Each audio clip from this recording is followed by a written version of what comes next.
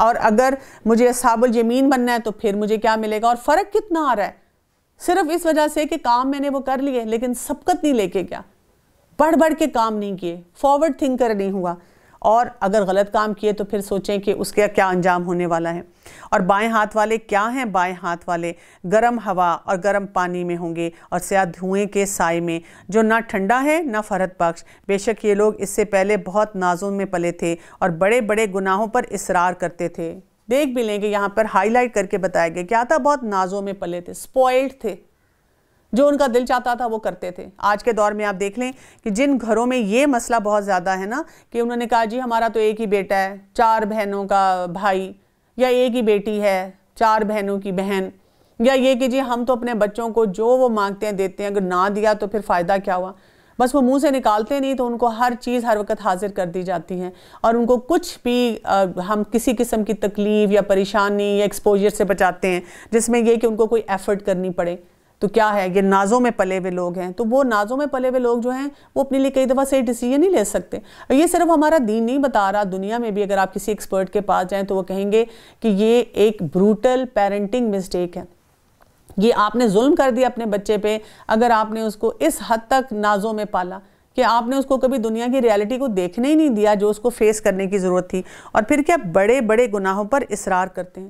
اگر ہم چھوٹے گناہوں پہ بھی اصرار کریں تو وہ بڑے بن جاتے ہیں۔ کہاں یہ کہ بڑے گناہ کیے جائیں اور کہا جائے ہاں تو غیبت کی تو کیا ہوا، جھوٹ بولا تو کیا ہوا، ہاں میرے امی ابو اتنا تنگ کرتے ہیں تو مجھے بھی جواب دینا ہی تھا نا ان کو۔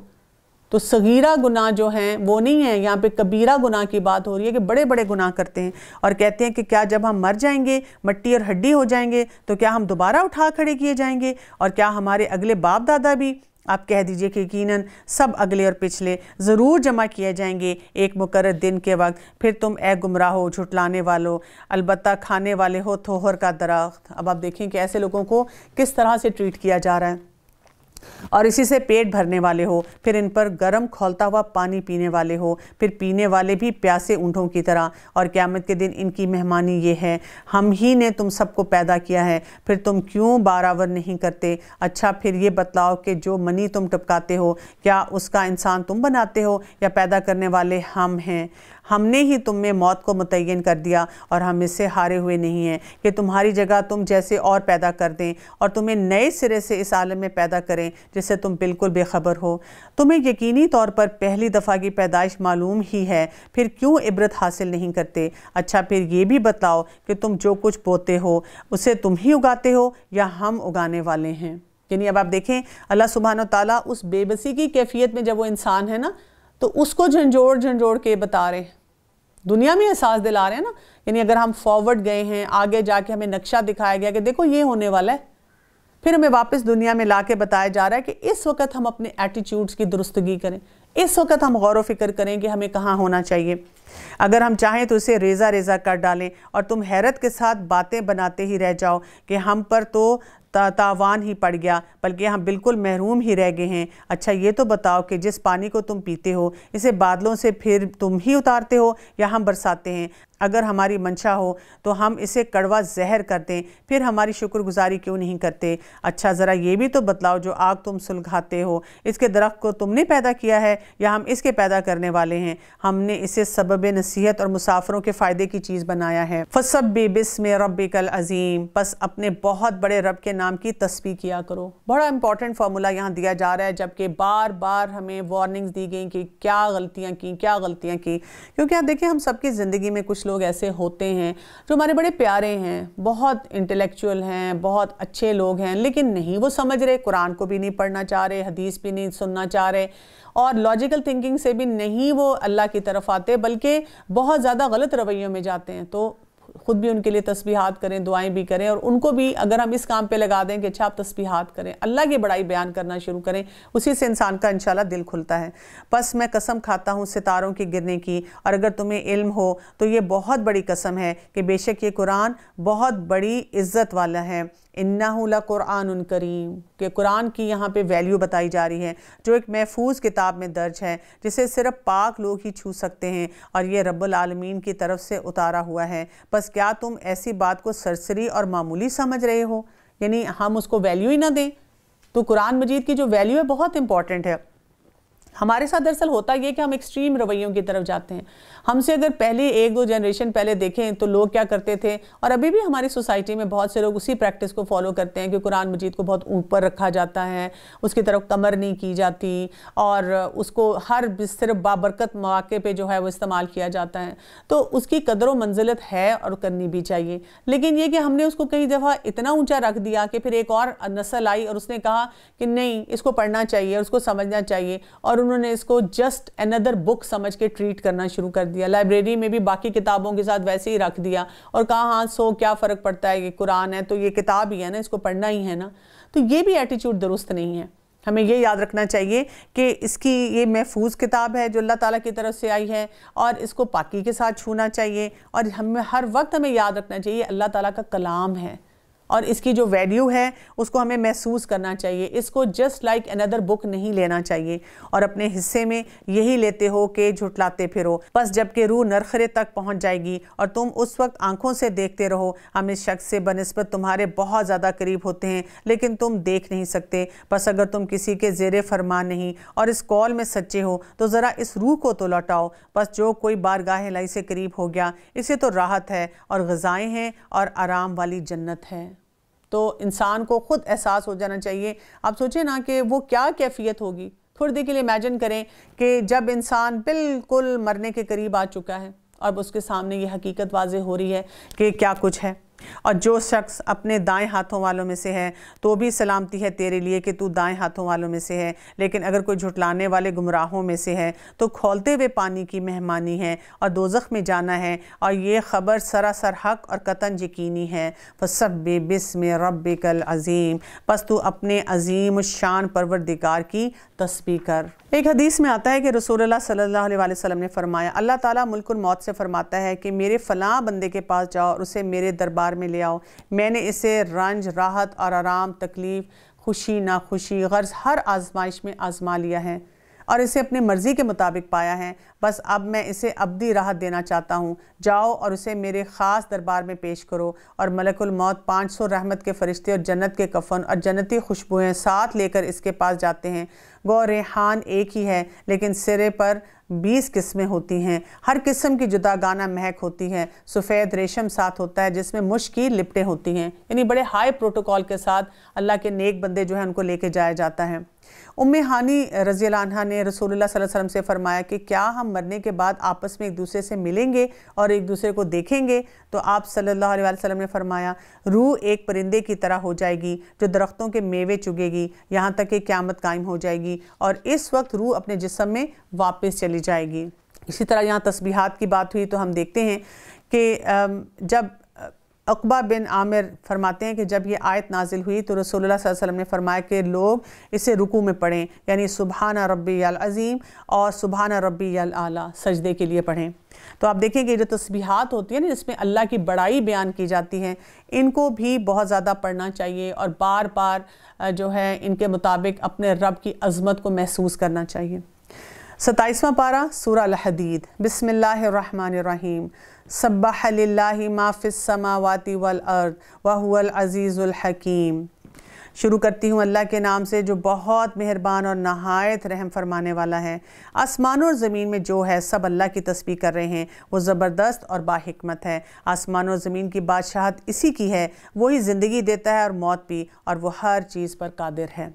وہی پہلے ہے اور وہی پیچھے, وہی ظاہر ہے اور وہی مخفی, وہ ہر چیز کو بخوبی جاننے والا ہے. یہاں پر آپ دیکھیں اللہ سبحانہ وتعالیٰ کے جو نام آ رہے ہیں, هو الاول والآخر والظاہر والباطن.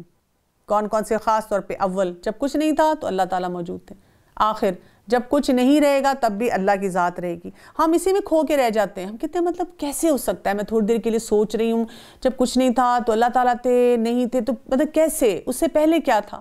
یہیں پہ تو ہمیں اپنی جو عقل ہے نا اس کے گھوڑے کو تھوڑا سا تھام کے رکھنا ہے اور پیچھے کھینچنا ہے کہ اتنی سوچوں میں نہیں مجھے جانا, بس یہ ماننا ہی تو جو ہے میرے لیے ضروری ہے اور اس کو سمجھنا بھی ضروری ہے. اور وہی ہے جس نے آسمان اور زمین کو 6 دن میں پیدا کیا، پھر عرش پر مستوی ہو گیا، اور وہ خوب جانتا ہے اس چیز کو جو زمین میں جائے اور جو اس سے نکلے، اور جو آسمان سے نیچے آئے اور جو کچھ چڑھ کر اس میں جائے، اور جہاں کہیں تم ہو وہ تمہارے ساتھ ہے، اور جو تم کر رہے ہو اللہ اس کو دیکھ رہا ہے۔ آسمانوں اور زمین کی بادشاہی اسی کی ہے اور تمام کام اسی کی طرف لوٹائے جاتے ہیں۔ لَهُ مُلْكُ السَّمَاوَاتِ وَالْأَرْضِ وَإِلَى اللَّهِ تُرْجَعُ الْأُمُورُ۔ تمام چیزیں لوٹ کر اسی کی طرف جاتی ہیں، وہیں پہ سبمٹ ہو جاتی ہیں، جو کھاتے کھلتے ہیں واپس ریپ ہو کے اسی کے پاس جاتے ہیں۔ وہی رات کو دن میں لے جاتا ہے اور وہی دن کو رات میں داخل کر دیتا ہے، اور سینوں کے بھید کا پورا علم ہے۔ اللہ اور اس کے رسول پر ایمان لے آؤ اور اس مال میں سے خرچ کرو جس میں اللہ نے تمہیں دوسروں کا جانشین بنایا ہے، پس تم میں سے جو ایمان لائے اور خیرات کریں انہیں بہت بڑا ثواب ملے گا۔ اب آپ یہاں پہ بھی دیکھیں کہ یہ جو دن اور رات کی بات ہوتی ہے نا، اگر آپ نے غور کیا ہو تو دن اور رات کی بات کے ساتھ نا ایک ایسی بات، یہ اکثر آیات میں آپ دیکھیں گے، پیچھے بھی یہ ہم پڑھ چکے ہیں کہ وہاں پہ آ جاتا ہے کہ وہ سینوں کے بھید بھی جانتا ہے، کیونکہ دن اور رات کے ہیر پھیر ہوتے ہیں نا، جیسی رات آتی ہے تو بہت سے لوگ چھپ کے بہت سے جو کام کر رہے ہوتے ہیں نا، وہ اسی طرح سے کر رہے ہوتے ہیں کہ کسی کو پتہ نہیں چلے گا کہ ہم کیا کچھ کر رہے ہیں اور کیسے کر رہے ہیں۔ یہاں پر ہم دیکھتے ہیں کہ خرچ کرنے کی جو ہے وہ بھی بات ہوئی کہ جو خیرات کرتے ہیں اور اس سے ثواب حاصل کرتے ہیں۔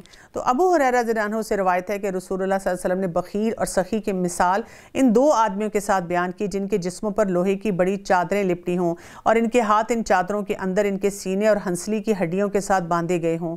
بس سخی جب صدقہ کرتا ہے تو اس کی لوہے کی چادر اتنی کھول دی جاتی ہے کہ وہ اس کی انگلیوں کے پوروں تک کھل جاتی ہے، اور جب وہ چلتا ہے تو اس کے پاؤں کے نشان بھی اس چادر سے مٹنے لگتے ہیں، جبکہ بخیل جب صدقہ کا ارادہ کرتا ہے تو اس کی چادر اور زیادہ تنگ ہو جاتی ہے اور اس چادر میں موجود ہر حلقہ اپنی جگہ پر آ جاتا ہے، اور جب وہ اپنا ہاتھ جیب کی طرف بڑھاتا ہے اور چادر کو کھلا کرنا چاہتا ہے تو وہ چادر کوشش کے باوجود کھلی بھی نہیں ہوتی۔ تو اللہ سے توفیق مانگنا چاہیے کہ ہم ہر حال میں اللہ کے راستے میں خرچ کرتے رہیں۔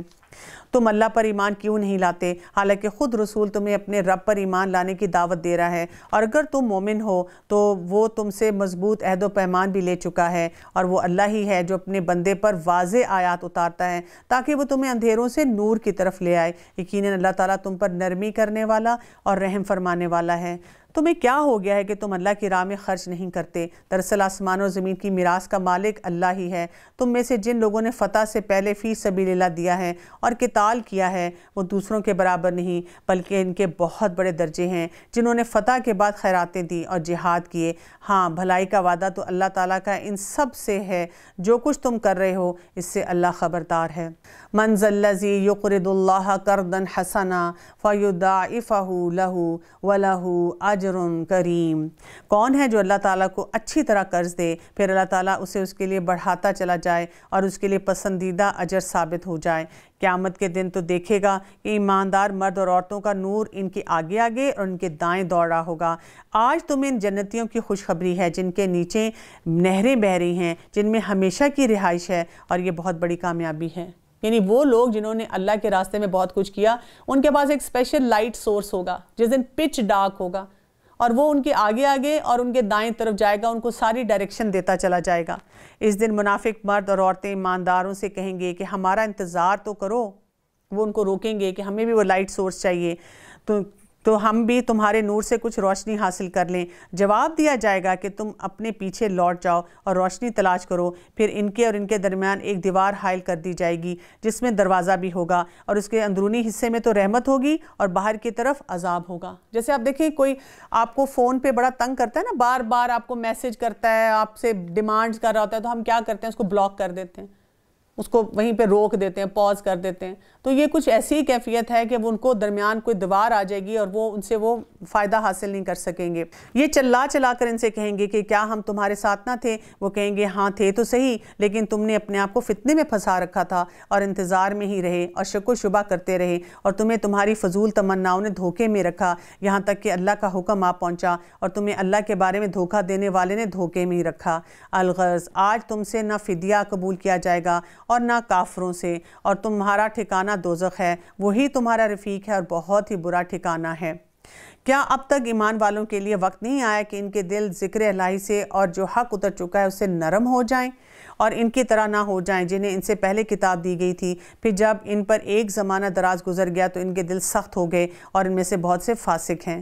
تو یہاں سے یہ بھی پتہ چلتا ہے کہ جب انسان کے سامنے، ایمان والوں کے سامنے اللہ کا ذکر آتا ہے، خاص طور پہ جیسے قرآن ہم پڑھتے ہیں، تو پھر کیا ہو جاتا ہے، اس ذکر کے ساتھ انسان کا دل نرم ہونا شروع ہو جاتا ہے۔ لیکن وقت گزرنے کے ساتھ ساتھ کیا ہے، دل کیسے سخت ہوتے ہیں اگر ہم اس پیغام کو فار گرانٹیڈ لے لیں، اس پہ وہ توجہ نہ دیں، بار بار سیکھیں نہ، بار بار اس سے کنیکٹ نہ ہوں۔ یقین مانو کہ اللہ ہی زمین کو اس کی موت کے بعد زندہ کر دیتا ہے۔ ہم نے تو تمہارے لیے اپنی آیتیں بیان کر دیں تاکہ تم سمجھو۔ ان المصدقین والمصدقات، بے شک صدقہ دینے والے مرد اور صدقہ دینے والی عورتیں اور جو اللہ کو خلوص کے ساتھ قرض دے رہے ہیں، ان کے لیے بڑھایا جائے گا اور ان کے لیے پسندیدہ اجر و ثواب ہے۔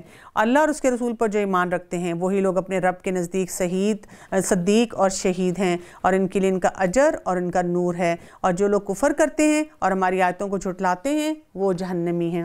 خوب جان رکھو کہ دنیا کی زندگی صرف کھیل تماشا، زینت اور آپس میں فخر و غرور اور مال و اولاد میں ایک دوسرے سے اپنے آپ کو زیادہ بتلانا ہے۔ جیسے بارش اور اس کی پیداوار کسانوں کو اچھی معلوم ہوتی ہے، پھر جب وہ خشک ہو جاتی ہے تو زرد رنگ میں اس کو تم دیکھتے ہو، پھر وہ بالکل چورا چورا ہو جاتی ہے، اور آخرت میں سخت عذاب اور اللہ کی مغفرت اور رضامندی ہے، اور دنیا کی زندگی بجز دھوکے کے سوا اور کچھ بھی نہیں ہے۔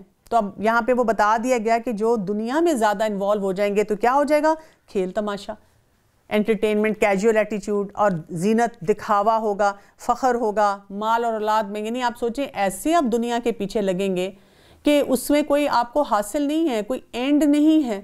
اور اس بات کو تو آپ دیکھیں کہ ہر طرح کے لوگ اب مانتے ہیں، جو بھی ایجوکیشنسٹ ہیں، فلاسفرز ہیں، سائیکالوجسٹ ہیں، لائف کوچز ہیں، آپ جس سے بات کریں وہ بتاتے ہیں کہ اس سے اپنے آپ کو بچانے کی بہت زیادہ ضرورت ہے۔